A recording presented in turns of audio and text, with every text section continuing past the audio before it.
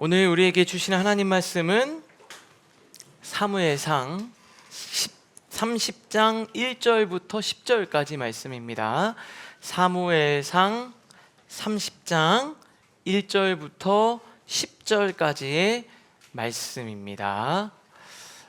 여러분 찾으셨으면 다 같이 한 목소리로 우리 하나님 말씀을 봉독하도록 하겠습니다.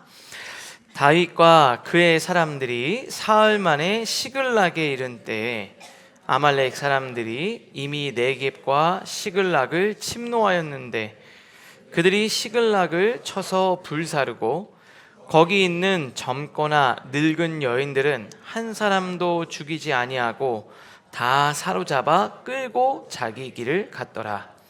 다윗과 사람들이 성읍에 이르러 본즉 성읍이 불탔고 자기들의 아내와 자녀들이 사로잡혔는지라. 다윗과 그와 함께한 백성이 울 기력이 없도록 소리를 높여 울었더라. 다윗의 두 아내 이스라엘 여인 아히노암과 갈멜 사람 나발의 아내였던 아비가일도 사로잡혔더라. 백성들이 자녀들 때문에 마음이 슬퍼서 다윗을 돌로 치자 하니 다윗이 크게 다급하였으나 그의 하나님 여호와를 힘입고 용기를 얻었더라. 다윗이 아히멜렉의 아들 제사장 아비아달에게 이르되 원하건대 에봇을 내게로 가져오라. 아비아달이 에봇을 다윗에게로 가져가매 다윗이 여호와께 묻자와 이르되 내가 이 군대를 추격하면 따라잡겠나이까 하니 여호와께서 그에게 대답하시되 그를 쫓아가라.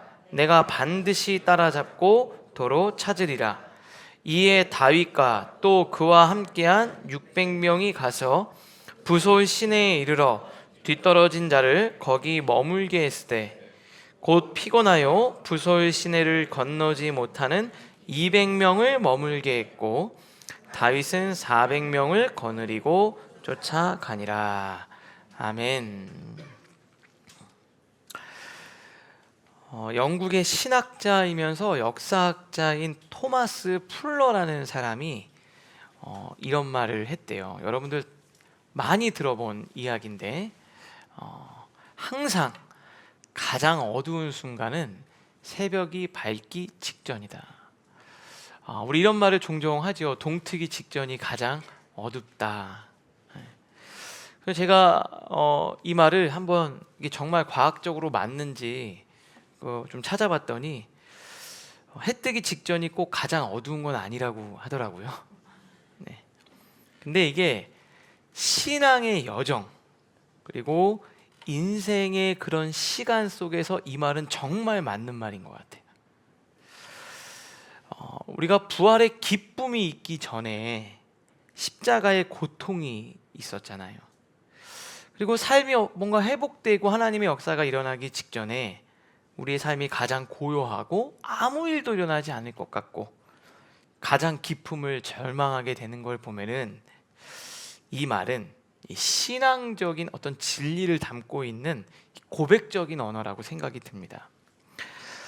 우리 사랑하는 라이프처치 성도 여러분, 주님 안에 있을 때 여러분이 주님과 함께 할 때 여러분의 인생이 밑바닥으로 내려가는 것 같으면 이제 그 밑바닥을 치고 이제 곧 올라가는 회복의 시작점이 될 거라고 저는 믿습니다. 우리 옆에 있는 분에게 이렇게 좀 말씀해 주시면 좋겠습니다. 곧 아침이 옵니다. 네, 한 번 더 말씀해 주세요. 이제 얼마 안 남았습니다. 네, 이렇게 말씀하신 대로 저는 이루어질 줄 믿습니다. 근데 다윗이 지금 오늘 다윗이 딱 그런 상황이에요. 다윗이 지금 제가 왜 이제 이 말을 인용했냐? 다윗이 지금 딱 이런 상황입니다. 정확하게 인생의 그런 시간의 흐름 속에서 지금 정확하게 이런 상황이에요. 다윗을 지독하게 괴롭혔던 이 사울의 죽음이 얼마 남지 않았어요. 정말 끝나지 않을 것 같은 그 사울의 공격이 이제 막바지에 다다랐고요. 사무엘을 통해서 주셨던 그 약속, 이스라엘의 왕자를 다윗에게 곧 넘기실 겁니다. 이제껏 도망자의 삶을 살았던 다윗이 하나님이 약속하신 왕권의 자리에 거의 다다른 시점이었어요. 그런데 다윗 개인적으로 삶을 보면은 그럴 가능성이 전혀 없고요. 그럴 가능성이 전혀 없고 정말 가장 깊은 영적인 어둠 그리고 고통을 경험하는 그런 상황이 발생하게 됩니다. 오늘 본문의 말씀은 우리 그 전부터 살펴봤던 27장부터 쭉 이어지는 스토리의 이 결론에 해당을 합니다. 조금 시간을 거슬러서 이야기를 다시 살펴보면서 오늘 그 속에 담겨있는 영적인 메시지를 우리 성도님들과 좀 나누려고 합니다. 첫 번째인데 우리 화면을 보면서 같이 읽겠습니다. 시작. 죄는 점점 더 많은 것을 요구할 것입니다. 우리가 사무엘상 27장에서 며칠 전에 나눴는데요, 다윗이 너무 도망자의 생활이 기니까 그런 생활에 지친 나머지 이런 생각을 하게 됩니다. 다윗이 그 마음에 생각하기를, 내가 후일에는 사울의 손에 붙잡히리니 이러다간 진짜 죽겠다. 그러면서 어떻게 하죠? 블레셋 사람의 땅으로 피하여 들어가는 것이 좋겠다. 여기 있는 것, 사실 여기 있으면 좋지만 블레셋으로 가는 게 낫겠다. 이전에 블레셋으로 가서 정말 호되게 당한 경험이 있음에도 불구하고 그러면 사울이 쫓아오지 못할 테니까 사울이 나를 찾기를 단념하지 않을까. 내가 그의 손에서 벗어나야 되겠다. 그래서 어떻게 하냐면 블레셋 왕 아기스에게로 건너갑니다. 인간적인 생각으로 블레셋으로 망명을 한 거죠. 그리고 아기스 왕의 기대에서 보호를 받으려고 해요. 그리고 아기스 왕에게 충성을 맹세합니다. 이제 내가 당신의 종입니다. 내가 왕으로 섬기겠습니다. 충성의 대가로 이 블레셋 외곽에 있는 이 시글락이라는 한 성읍을 받아요. 그래서 거기서 600명과 그 식솔들을 다 데리고 1년 4개월을 안정적으로 지냅니다. 다윗이 이렇게 얘기를 해요. 예상대로 사울은 더 이상 쫓아오지 않는구나. 이제 사울이 안 쫓아와요. 사울을 쫓아가려면 국경을 넘어서 블레셋과 싸워야 되니까. 그리고 가족들을 데리고 이젠 도망치지 않아야 돼요. 확 불안하고 조급하고 그런 생활 이제 안 해도 돼요. 제 생각에는 정말 오래간만에 잠을 좀 편하게 자지 않았을까. 씻을 때도 좀 편하게 씻고 잠도 편안하게 청했을 겁니다. 근데 그 편안함 이면에, 오늘 되게 중요합니다. 그 편안한 이면에 편안함의 대가를 지불하기 시작하는데요, 그게 바로 뭐냐면 거짓, 기만, 그리고 양심의 마비라는 대가를 지불하게 됩니다. 27장 10절 우리 한번 같이 읽겠습니다. 시작. 아기스가 이르되 너희가 오늘은 누구를 침노하였느냐 하니 다윗이 이르되 유다 네겝과 여라무엘 사람의 네겝과 겐 사람의 네겝이니이다 하였더라.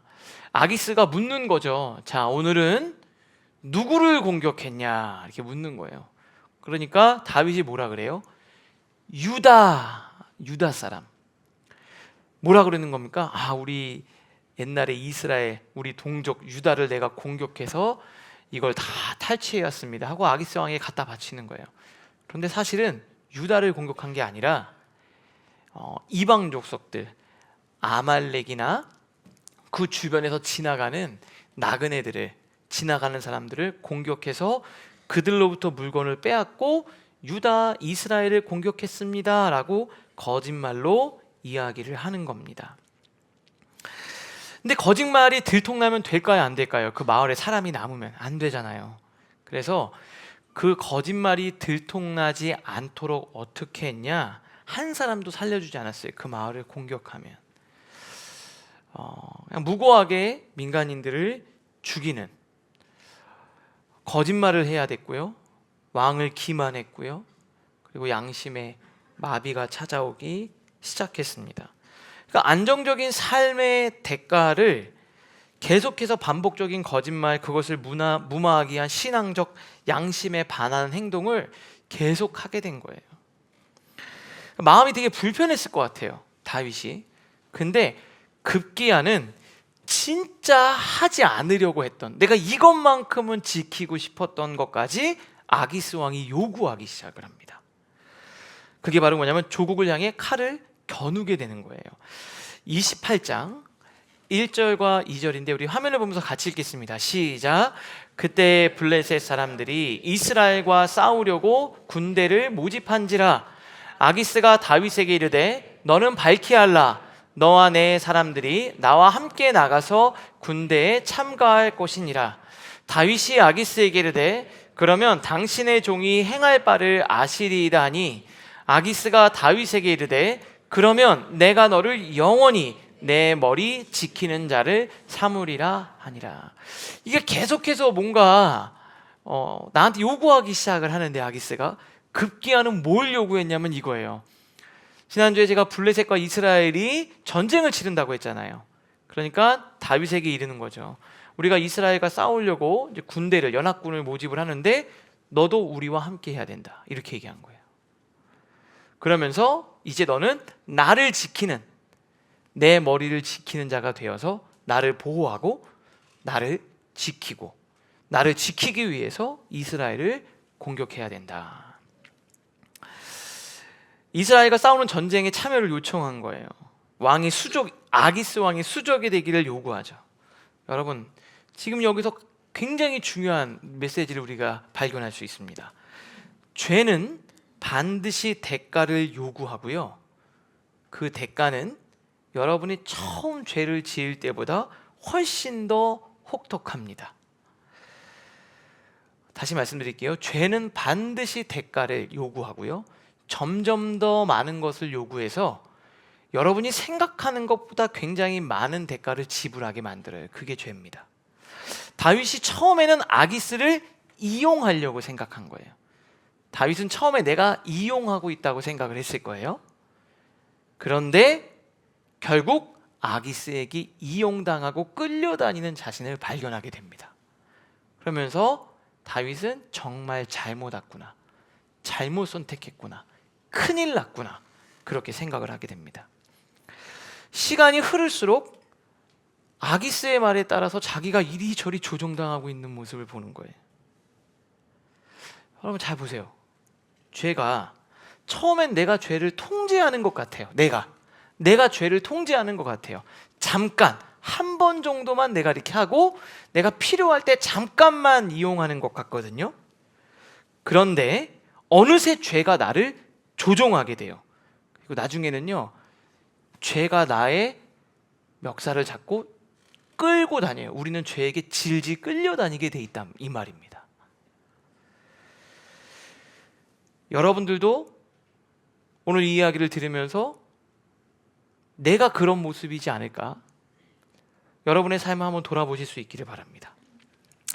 바울이 우리 삶의 권위를 갖고 우리를 다스리는 힘이 발생하는 원리를 로마서 6장 16절 이렇게 말합니다. 우리 같이 한번 읽겠습니다. 시작. 너희가 신을 종으로 내주어 누구에게 순종하든지 그 순종함을 받는 자의 종이 된 줄을 너희가 알지 못하느냐? 혹은 죄의 종으로 사망에 이르고 혹은 순종의 종으로 의에 이르느니라. 자, 여기 잘 보면 이렇게 돼 있어요. 너희 자신을 종으로 내어주어 누구에게 순종을 하면, 여러분이 무언가에게 한번 밑으로 들어가서 순종을 하면은 우리가 거기에 종이 된대요. 다시 말하면 그게 우리의 주인이 돼서 우리에게 영향력을 행사한다는 거예요. 이게 권위가 생기는 영적인 원리를 설명하고 있습니다. 내가 어떤 곳에게 나를 한번 내어주잖아요. 되게 중요한 거예요.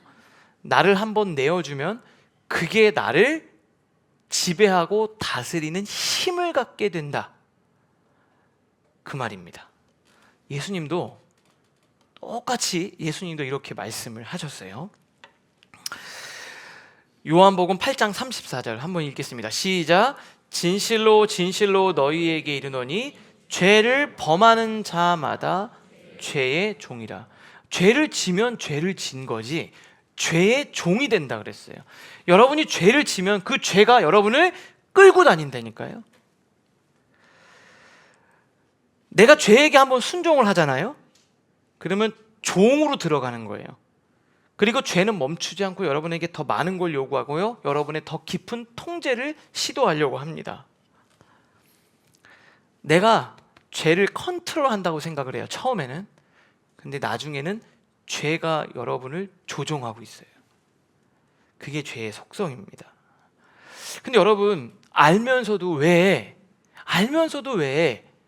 다윗이 그렇게 넘어가게 됐을까요? 왜 죄를 선택을 합니까? 이게 되게 중요한 게 있는데요, 하나님만 우리에게 약속을 주시는 게 아니라 죄도 우리에게 약속을 해요. 죄도 우리에게 약속을 합니다. 엄청 달콤한 약속을 해요, 죄도. 그리고 이제 잘 생각해 보면 죄가 주는 유익이 있고요, 죄의 대가가 있는데, 마귀는 속이는 자니까 여러분에게 죄의 대가는, 사기꾼들이 그렇듯이 정말 위험성이나 이 부작용은 아주 살짝 뭐 있을까 말까 이렇게 아주 요만큼만 얘기를 해요. 그래놓고서 이게 엄청 좋다고 얘기를 하는 거예요. 그러니까 여러분들 무슨 생각해요? 요거는 내가 감당할 수 있을 것 같아. 근데 죄가 주는 유익이 너무 크니까 비교해 보다가 그거를 선택하는 거예요. 근데 선택하는 순간부터 어떻게 돼요? 계속 여러분들에게 요구하기 시작할 거예요. 그 부작용은 아주 작게 감추어 버리죠. 이 정도면 괜찮겠지. 그리고 시작을 하는데 여러분, 큰 오산입니다. 죄는 우리를 점점 속박해서 끌고 다니고요, 여러분, 나쁜 사람에게 한 번 걸리면 질질질질 끌려다니잖아요. 마찬가지입니다. 그래서 시작을 하지 말아야 돼요. 힘들어도 믿음의 선택과 결정을 내리는 게 중요합니다. 제가 인터넷에서 이제 강의를 좀 들었는데요, 이분이 이제 정신 분석학자, 뇌과학자예요. 그래서 의사이면서 뇌과학자인데, 그 다니엘 아멘이라고, 이름 자체가 굉장히 은혜롭죠. 네, 다니엘 아멘이라는 사람인데요, 이분이 강의할 때 이런 카피가 있었어요. 그래서 제가 이 카피 때문에 들었는데, 그게 바로 뭐냐면 바로 이겁니다. 좋은 결정이 좋은 뇌를 만들어낸다는 거예요. 저는 이게 인간의 뇌가요, 계속해서 변화할 수 있대요. 근데 인간의 뇌가 정말 계속해서 변화할 때 정말 중요한 건 뭐냐면 좋은 선택과 좋은 결정을 내린다는 겁니다. 좋은 결정이 좋은 뇌를 만든다. 다시 말하면 과학적으로요, 우리가 건강한 선택, 옳은 선택, 그리고 긍정적인 생각과 말을 하고서 선택과 행동으로 하면 우리 뇌가 그렇게 바뀌어 간다는 거예요. 그래서 뇌를 스캔해서 보여주는 거예요. 이 사람이 건강하고 좋은, 또 선한, 바른 선택, 이런 것들을 할수록 뇌가 점점 건강해져서 뇌가 꽉 차는 모습들을, 나이가 들었는데도 변화되는 모습을 보여주고 있어요. 그분이 이렇게 얘기를 해요. 인간의 뇌는 선택과 행동의 반복에 따라 구조가 바뀌는 가소성을 가지고 있다. 건강한 선택을 반복적으로 하면은 뇌의 구조와 회로를 바꿀 수 있다. 굉장히 성경적이라고 생각이 들었어요. 여러분이 믿음의 선택을 한번 하면 그 선택이 여러분의 생각과 다음 선택에 엄청나게 큰 영향을 줄 겁니다. 그런데 한 번 죄를 선택하면 그 선택이 그 한 번으로 끝나는 게 아니라 그 다음에 이어지는 여러분의 생각과 여러분의 삶에 영향을 끼친다는 거예요. 그러니까 그 한 번의 선택을 잘 해나갈 때, 힘들고 불안할 때, 지난번에 사울이 어떻게 했죠? 불안하고 답답하니까 자꾸 자기가 하려고 하잖아요. 근데 그때 하나님을 선택하는 거예요. 힘들어도 하나님을 선택하면 그 다음에 하나님을 선택하기가 더 쉬워져요. 은혜를 선택하면 그 다음에 은혜를 선택하기가 더 쉽고 더 큰 은혜가 여러분들에게 주어진다, 이 말입니다. 베드로서 1장 2절 말씀 우리 한번 같이 읽겠습니다. 시작. 하나님과 우리 주 예수를 알므로 은혜와 평강이 너희에게 더욱 많을지어다. 여기 이렇게 돼 있어요. 하나님과 예수님을 아는 거잖아요. 이 안다라는 게 경험하는 거거든요. 하나님을 내가 경험하면은 평강이 많아진다 앞에 뭐가 붙었어요? 더욱, 점점 더 많아지는 거예요. 여러분, 누가 은혜를 잘 받을까요? 이 안에 하나님을 사모하는 마음, 말씀을 듣고 은혜가 있는 사람이 하나님을 더 많이 경험을 하는 거예요. 이 속에 하나님이 있을수록 더 은혜를 경험하는 거예요.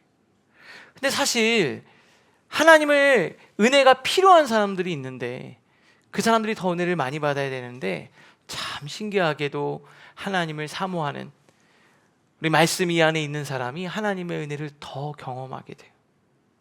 이게 영적인 속성입니다. 제가 예전에 한번 말씀드린 적이 있는데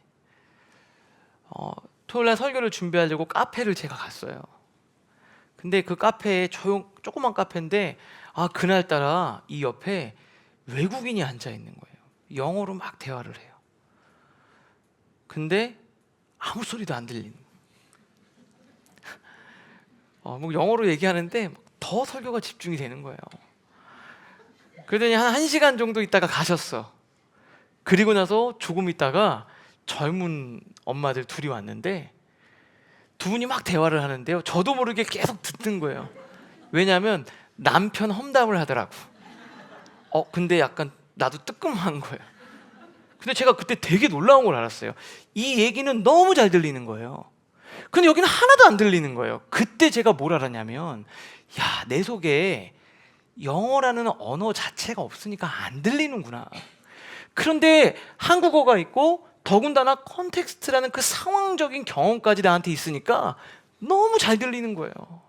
하마터면 그 두 분이 막 얘기하는데 웃을 때 저도 웃을 뻔했어요. 근데 여러분, 이게 무슨 말이냐면, 여러분 안에 하나님의 말씀이 있으면 있을수록 하나님의 은혜가 더 잘 들리는 거예요. 저희가 그래서 왜 매일 말씀을 읽고 은혜를 나누고 힘들어도 이 은혜의 자리에 오라 그러냐면요, 어느 순간 하나님의 은혜가 채워지면 하나님의 말씀이 더 잘 들리는 거예요. 여러분 안에 있는 것들이 밖에 있는 것들을 끌어당기는 거예요. 이 안에 하나님의 말씀이 있으면 다니는 곳곳에서 하나님의 음성과 하나님의 메시지와 하나님의 은혜를 경험할 수 있는데, 그 안에 하나님이 없으면 아무리 봐도 하나님의 음성이 들리지가 않는 거예요. 여러분 속에 하나님이 있으면. 그래서 죄라는 것이 한 번으로 끝나는 게 아니라 그것이 또 다른 죄를 끌어당기는 거예요. 여러분, 죄는 점점 더 여러분에게 많은 것을 요구할 겁니다. 그건 이미 여러분들이 경험했을 수도 있어요. 내가 한 번이라고 생각했지만 그거를 빌미로 여러분을 협박하고 여러분을 속박하고 어느 순간에는 내가 죄한테 질질질질 끌려다니는 모습을 보게 된다, 이 말입니다. 힘들어도 믿음의 선택, 바른 선택을 내릴 수 있는 여러분들 되실 수 있기를 주님의 이름으로 축복합니다. 그리고 그 한 번의 믿음의 선택이 얼마나 중요하냐면 계속해서 여러분들로 하여금 은혜와 믿음의 선택을 하게 만드는 거예요.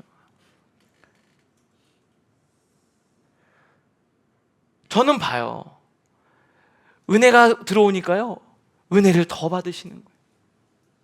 그래서 제가 보면 저분이 은혜를 받아야 되는데, 우리 저 청년이 은혜를 받아야 되는데, 이게 있는 자에게 하나님이 더 주시는 은혜가 있어요. 예수 그리스도를 알므로 은혜와 평강이 더욱 많아지는 우리 라이프처치 성도님도 되시기를 바랍니다. 자, 두 번째입니다. 두 번째, 우리 같이 또 화면을 보면서 읽겠습니다. 시작. 이제는 하나님 안에서 힘을 얻으십시오. 어떻게 해요? 전쟁을 나가야 되는데 이럴 수도 없고 저럴 수도 없고, 아기스 왕에게 그런 겁니다. 네, 알겠습니다. 왕이 제 마음을 아시지 않습니까? 좋다, 가자.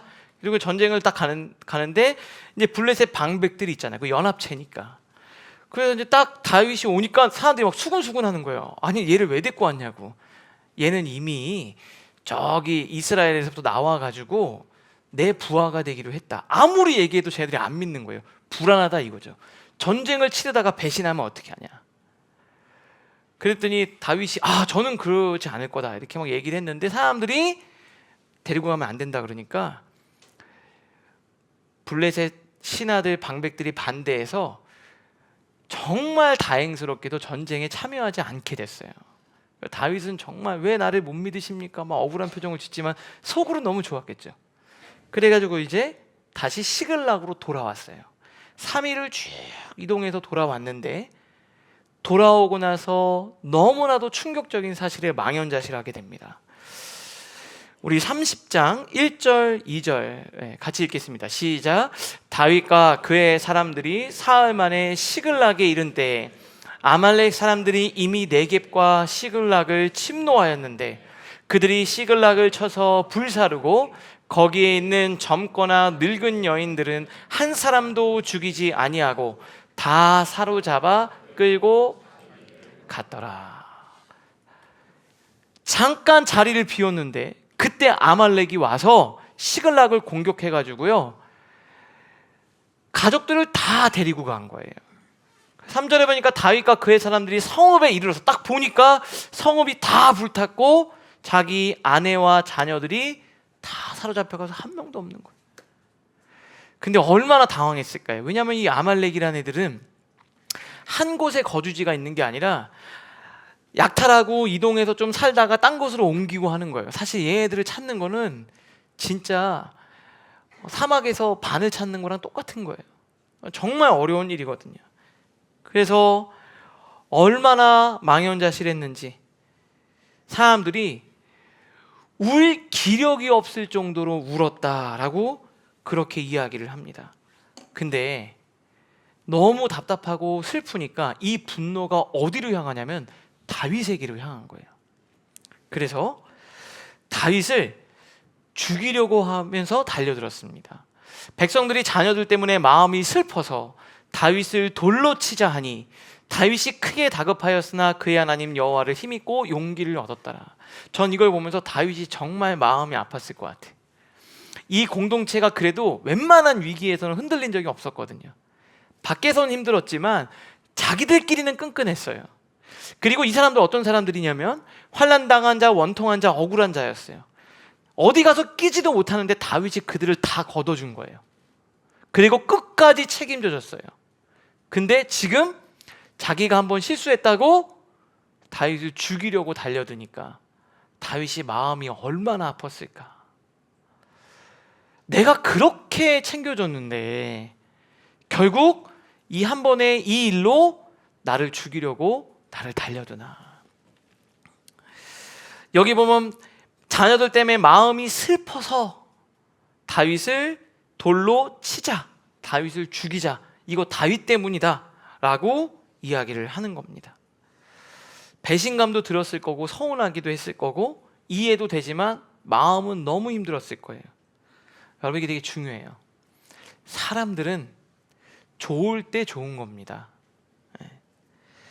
결국 사람은요, 이렇게 언제든지 돌아설 수 있어요. 다윗은 그때 깨달았어요. 아, 내가 이 사람들을 너무 의지했구나. 그러면서 그제서야 정신이 번쩍 드는 거예요. 내가 하나님을 잊어버렸구나. 그냥 내 사람이라고 생각했던 그 600명마저 나에게 등을 돌리는 순간 다윗이 나는 이제 하나님을 붙들어야 되겠다, 그렇게 깨달은 거예요. 지금까지 내가 뭐 했지? 나 하나님을 찾아야 되겠다. 그리고 하나님을 붙드는 겁니다. 여기 보면 이렇게 되어 있어요. 6절에 보니까 백성들이 자녀들 때문에 마음이 슬퍼서 다윗을 돌로 치자 하니 다윗이 크게 다급하였으나 그의 하나님 여호와를 힘입고 용기를 얻었더라. 여러분, 힘들고 다급할 때 하나님으로부터 힘을 얻는 여러분 되시기를 바랍니다. 제가 영어 성경을 보니까 영어 성경으로 표현이 이렇게 돼 있어요. David found strength in the Lord his God. 힘을 발견했어요. 근데 어디서 발견했냐? 이게 중요해요. In the Lord. 그전에는 하나님 아니면 세상, 하나님으로 해결이 안 되면 내가 세상에서라도 내가 방법을 찾으려고 했는데 지금 다윗은 뭐라고 얘기했냐면 하나님이라는 경계 안에서 내가 힘을 발견하기로 작정한 거예요. 하나님 안에서 힘을 찾아야 되겠다. 내가 다른 데서는 아니라 하나님과 이 문제를 풀어야 되겠다. 그렇게 결정한 거예요. 이제는 정말 하나님 안에서, 그리고 제사장을 찾고 에봇을 가져와서 하나님께 기도하기 시작합니다. 우리 7절 8절 같이 읽겠습니다. 시작. 다윗이 아히멜렉의 아들 제사장 아비아달에게 이르되 원하건대 에봇을 내게로 가져오라.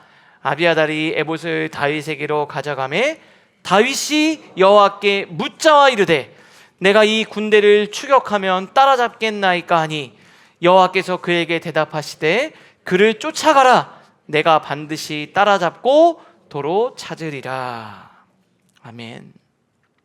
뭐라 그러죠? 다윗이 여호와께 묻자와.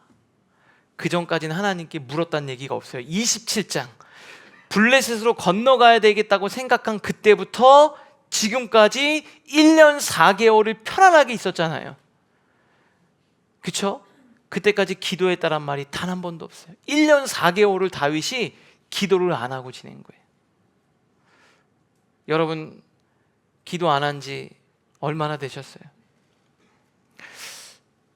몇 분은 막 이렇게 웃으면 나 언제더라? 막 언제 하나님 앞에서 여러분이 문제를 놓고 기도하셨어요?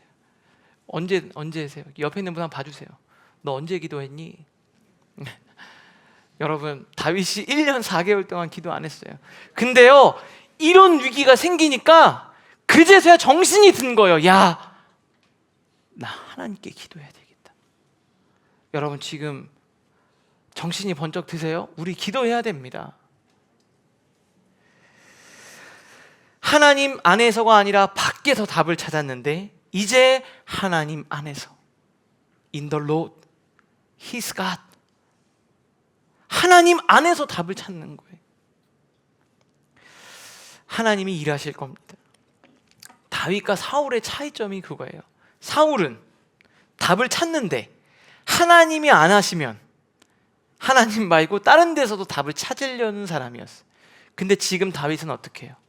저는 이제 다른 건 안 보고요, 하나님 안에서 답을 찾겠다고 결심한 거예요. 그게 다윗과 사울을 가른 거예요. 사실 인간적인 눈으로만 보면은 다윗과 사울, 제가 볼 땐 다윗이 더 나쁜 놈이에요. 사울이 뭘 그렇게, 성경에서 다윗을 그렇게 좋게 평가해서 그렇지, 다윗은 어떤 사람입니까? 자기 부하의 아내를 취하고 그거 속이려고 하고 어떻게 해요? 나중에 그게 들통날 것 같으니까 자기 부하 죽여버리잖아요. 사울은요, 어쨌든 잘해보려고 하고 그냥 그런 거잖아요. 기다리지만 못한 거잖아요. 여러분 인간적인 눈으로 보면은 다윗이 죽일 놈이에요. 그런데 왜 그랬냐? 사울은 내가 다급하면 하나님 말고도 다른 데서 내가 뭔가 하려고 하는. 근데 다윗은 하나님 안에서. 나중에 하나님께 책망을 받을 때 어떻게 해요? 주님, 나를 버리지 말아달라고. 나 같은 사람 주님 없으면 안 된다고. 주의 성령을 나에게 거두지 말아달라 그러잖아요. 사울은 어떻게 하는 줄 아세요? 제발 왕위에서 내려오지 않게 해달라. 근데 다윗은 그랬어요. 나는 왕이고 뭐고 필요 없어. 하나님 저를 버리지 말아주세요. 구원의 기쁨을 가져가지 마세요. 그게 다윗과 사울을 가른 거예요. 여러분 다윗 같은 여러분들 되실 수 있기를 바랍니다. 그리고 그것이 그의 인생을 바꾼 거예요.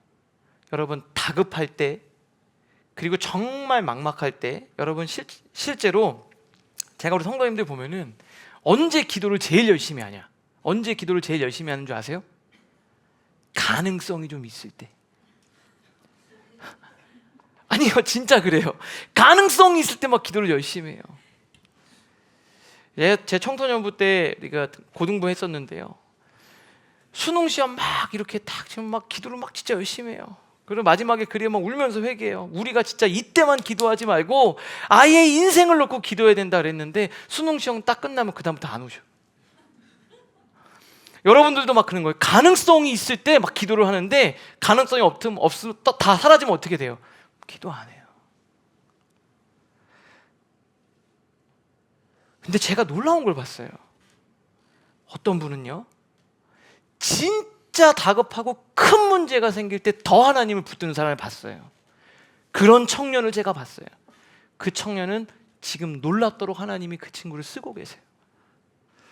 우리는 어떻게 해야 되냐? 다윗은 진짜 힘들 때 하나님을 더 꽉 붙들었어요. 여러분들 괜찮을 때 하나님 열심히 하고 신앙생활 하다가 내가 진짜 어려우니까 나는 이제 하나님이고 뭐고 나는 그냥 내가 하고 싶은 대로 살래, 이렇게 얘기하는 게 아니라 나 힘드니까 하나님을 더 꽉 붙드는 거예요. 그 사람 잘 될까요? 안 될까요? 다윗이 그런 사람이었다고요. 다윗이 그래서 복을 받은 거예요. 여러분, 우리 힘들수록 하나님을 더 꽉 붙드는 여러분들 되실 수 있기를 바랍니다. 옆에 계신 분에게 이렇게 얘기해 주세요. 힘들수록 하나님을 더 꽉 붙드십시오. 여러분, 다윗이 그렇게 하나님을 붙드는 거예요. 그래서 하나님이 그의 인생을 역전시킨 겁니다. 마지막 세 번째, 우리 한번 같이 읽겠습니다. 시작.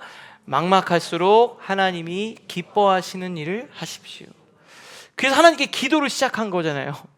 1년 4개월 동안 기도가 끊겼는데 그 기도가 시작된 거예요. 그 기도는 어떤 기도냐? 하나님 앞에 탁 무릎 꿇고 드리는 기도입니다. 여러분 다 그러잖아요. 저도 기도하죠. 하나님 도와주세요. 이런 거 말고 딱 각을 잡고 하나님 앞에 기도하기 시작한 거예요. 다윗은 모든 것을 다 잃었어요. 가족도 재산도 신뢰도 무너졌어요. 다급하고 절망적인 상황, 마음이 찢어지는 자리에서 부하들 앞에서 무릎 꿇고 하나님께 묻습니다.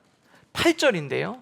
이렇게 물어요. 다윗이 여호와께 묻자와 이르되 하나님, 제가 지금 쫓아가면 찾을 수는 있을까요? 사실은 가능성이 거의 없는 건데 하나님 뭐라 그러냐면 쫓아가라. 반드시 따라잡고 도로 찾을 거다. 하나님이 마음에 감동을 주셨어요. 그게 어떻게 하냐면 부하들한테 가는 거예요.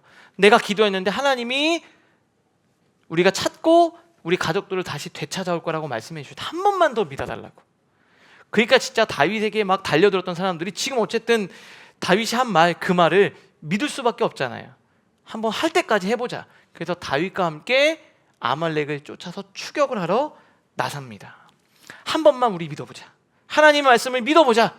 그 리더의 말에 함께 자기 공동체를 찾으려 떠나는 거예요. 그런데 그게 쉽지가 않을 겁니다. 왜냐하면 3일 동안 내내 왔다가 그리고 기력이 빠질 정도로 펑펑 울었다가 이제 아말렉을 쫓아가니까 힘들잖아요. 중간에 가다가 한 200명은 너무 힘들어서 중간에 이탈을 해요. 그래서 그 사람들 200명을 부솔 시내가에 여기 있으라고 하고 나머지 400명이 계속해서 추격을 이어가게 되는 거예요. 그런데 그 추격을 가는데 다윗이 무슨 생각했을까요? 이게 길이 있는 게 아니잖아요. 여러분, 그죠?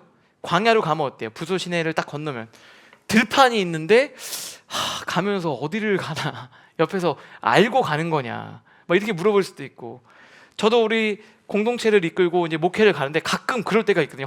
벌판에 서는 것 같은 느낌. 물론 어디로 가는지 모른다고 제가 말할 수 없지만 이게 어디로 가나, 어디로 가야 되나, 일로 가야 되나, 일로 가야 되나, 일로 가야 되나, 그러면서 막 기도하는 거죠. 하나님 도와주세요, 저를 인도해 주세요. 그렇게 가고 있는데요, 그때 마침 어떤 죽어가는 애굽 소년을 만나요. 보니까 한 사람이 죽어가고 있는 거예요. 딱 보니까 애굽 소년이에요. 근데 거의 지금 죽기 일보 직전인 거예요. 못 먹어서 병들어서. 근데 지금 되게 급한 상황이잖아요. 그런데 다윗이 어떻게 하냐면 그에게 먹을 거를 주고 그를 돌봐줍니다. 11절이에요. 11절 우리 같이 읽겠습니다. 시작. 무리가 들에서 애굽 사람 하나를 만나 그를 다윗에게로 데려다가 떡을 주어 먹게 하며 물을 마시게 하고. 지금 엄청 다급한 상황인데요. 그 애굽 사람 하나를 만나서 떡을 주어 물을 마시는 거예요. 거의 물도 좀 주니까 이제 애가 좀 기력을 회복할 거 아니에요. 근데 지금 시간이 없잖아요. 지금 거의 죽어가고 있는데 얘를 돌볼 시간이 어디 있어요. 근데 그래도 하나님의 사람으로 크리스천으로서 내가 죽어가는 사람을 그냥 버려둘 수 없으니까 먹을 걸 주고 물을 주고 돌봐준 거예요. 그게 하나님이 기뻐하시는 일이라고 생각한 거예요. 그랬더니 이 소년이 기력을 회복하고 물어보는 거예요.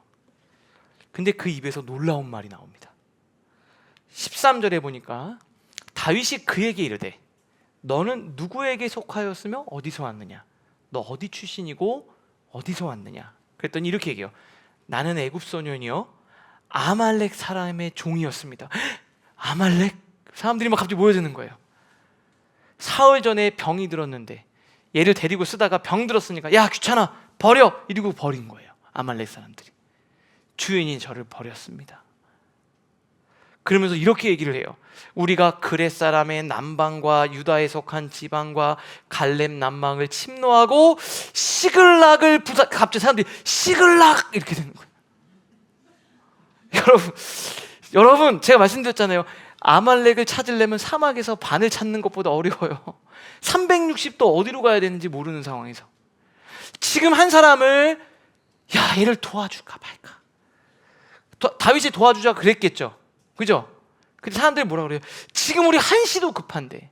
근데 여러분 이게 정말 어려운 게요, 한번 이쪽으로 갔다가 여기가 아닌 게벼 그러면 끝나는 거예요. 그잖아요. 얘들 금방 딴 데로 옮길 거 아니에요. 근데 얘를 도와주는 게 지금 시간이 없는데, 그런데도 먹을 걸 주어라. 그리고 쉼터로 안전하게 눕혀줘라. 그 시간도 부족한 거예요. 그 시간도. 그런데 그 입에서 뭐라 그래요? 아말렉이란 말이 나왔을 때 사람들이 모이기 시작했어. 심이 막 꼴깍꼴깍 넘어가고 있는데 갑자기 시글락을 불살랐습니다. 그랬더니 갑자기 막 사람들이 막 하나님이 도와주신 거죠. 15절 같이 읽겠습니다. 시작. 다윗이 그에게 이르되 내가 나를 그 군대로 인도하겠느냐 하니 그가 이르되 당신이 나를 죽이지도 아니하고 내 주인의 수종에 넘기지도 아니하겠다고 하나님의 이름으로 내게 맹세하소서. 그리하면 내가 당신을 그 군대로 인도하리이다. 나를 좀 도와줘라. 이 소년이 도와줬을까요? 안 도와줬을까요? 도와줬죠. 그때서부터 전력으로 쫓아가서 아말렉이 있는 곳에 찾아가니까 막 신나서 술 먹고 잔치 난리가 난 거예요. 바로 들어가서 가족들을 다 되찾아오는 겁니다. 할렐루야. 네. 여러분, 나 지금 어떻게 하지? 어디로 가야 되지? 뭘 해야 되지? 하나님, 제 인생이 어떻게 되는 걸까요? 마음만 급해. 마음은 급해요. 근데 어디로 가야 될지 모르겠어요. 여러분 청년회 때 그러지 않아요? 내가 마음은 급한데 어디로 가야 되고 뭘 해야 될지 모르겠어. 그때 오늘 하나님 말씀하세요. 하나님이 기뻐하시는 일을 하십시오. 그 선택이 여러분의 인생을 인도해 줄 겁니다. 저 정말 어디로 가야 됩니까, 하나님? 바른 길을 가세요. 그게 여러분의 인생의 지름길이 될 겁니다. 다윗 말씀을 따라 나왔는데 막막하잖아요. 근데 그 가운데 하나님이 기뻐하시는 일을 선택했더니 하나님이 그 선택을 통해서 다윗을 곧장 어디로요? 아말렉으로 인도해 주셨어요. 여러분들 어디로 가야 되는지 모르면서 마음만 급하니까 어떻게 해요? 어떡합니까? 막 달려가는 거예요. 그래서 여러분 인생에서 길을 잃는 겁니다. 우리의 길이요 진리 되신 그 주님을 바라보면서 그 주님을 따라서 쫓아가는 여러분들 되실 수 있기를 바라요. 제가 말씀을 묵상하다 보니까 룻이라는 여인이 생각났어요. 룻 남편 죽고 아무런 보장이 없는 이방 여인이 되었어요. 남은 건 뭐냐면 시어머니 나오미예요. 근데 나오미가 이제 유대 땅 베들레헴으로 돌아가겠다고 하는 거예요. 근데 자기가 늙은 시어머니 쫓아서 간다 그래서 그 이방 땅에 차별심한 이방 땅 그 베들레헴에 가면 이방인으로서 자기 삶이 보장이 돼요, 안 돼요? 안 되잖아요. 미래는 전혀 보이지 않는데요. 그 막막한 순간에 룻이 뭘 선택하냐면 하나님이 뭘 기뻐하실까? 그래, 연로한 우리 시어머니를 내가 잘 모시고 돌봐야 되겠다. 그래서 시어머니를 따라서 믿음의 길을 걷기로 결정합니다. 근데 그 길이 어떻게 됐는 줄 아세요? 다윗의 증조모 예수 그리스도의 계보를 이루는 놀라운 축복을 받아요. 마태복음 1장에 보면 예수님의 계보가 나와요. 쭉 흘러가면서 어떻게 예수님이 탄생했는지 거기에 이름이 오릅니다. 살몬은 라합에게서 보아스를 낳고 보아스는 룻에게서 오벳을 낳고 오벳은 이새를 낳고 이새는 다윗 왕을 낳습니다. 다윗 왕의 증조모가 돼요. 그리고 쭉 가서 야곱은 마리아의 남편 요셉을 낳았으니 마리아에게서 그리스도라 칭하는 예수가 나시니라. 여러분, 막막한 인생에서 룻이 선택한 게 믿음이었어요. 급하지만 옳은 길, 하나님의 기뻐하시는 길을 선택하니까 그게 가장 빠르고 안전한 길이 됐어요. 저는 이걸 말씀을 묵상하면서 하나님이 저에게 주시는 이야기 같아요. 라이프 처치를 막 개척을 해서 가는데 제가 생각한 거 또 맞닥뜨리는 일, 해야 할 일이 너무 많은 거예요.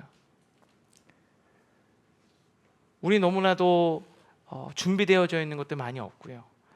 예배팀 세팅하고 정리하고 예배를 드리는데 한 2시간, 정리하는데 1시간. 앞으로 우리 공간은 어떻게 해야 될까? 다음 세대는 어떻게 해야 될까? 도심 한복판에서 그 빌딩을 빌려서 예배를 드리는 이 모임. 근데 오늘 하나님이 저에게 이렇게 말씀하시는 거죠. 허 벌판에 있는 것 같은 느낌 받을 때가 있거든요, 정말로. 근데 하나님이 저한테 이렇게 얘기하시는 것 같아요. 신목사, 하나님이 기뻐하시는 일을 해. 그러면 하나님이 너를 인도해 주실 거야. 아직 부족하고 어렵지만 저희는 선교도 열심히 합니다. 그럴 때 하나님이 인도해 주실 거예요. 우리 청년 여러분, 힘들죠? 되게 다급하고 막막하죠? 근데 우리 어떻게 해야 될까요? 오늘 하나님이 기뻐하시는 일을 하기로 결정합시다.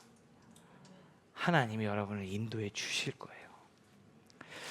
다윗이 그래서 그런 고백을 했는지 모르겠어요. 다윗의 시편 중에 여러분 제일 유명한 시편 23편 뭐라 그럽니까? 여호와는 나의 목자시니 되게 부족함이 없으리로다. 저도 여러분들이 어디로 가야 될지는 모르겠어요. 그런데 하나님이 원하시는, 하나님이 관심을 두는 곳에 따라가면 하나님이 여러분 인도해 주실 거예요.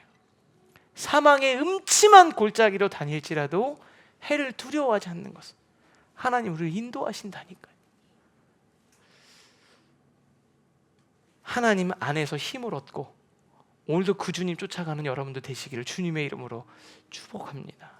우리 이 시간 함께 찬양을 부를 텐데요, 정말 우리 찬양의 가사처럼 우리 목자 되신 주님만 바라보고 걸어갑시다. 건강에 문제가 있을 수도 있고 삶의 어려움이 있을 수도 있지만 우리 하나님이 여러분을 인도해 주실 거예요. 다윗도 하나님이 그렇게 지키셨는데 오늘 이 찬양 부르면서 함께 기도할 때 하나님의 은혜가 우리 성도님들 10년 가운데 가득 넘치기를 소원합니다. 찬양하겠습니다.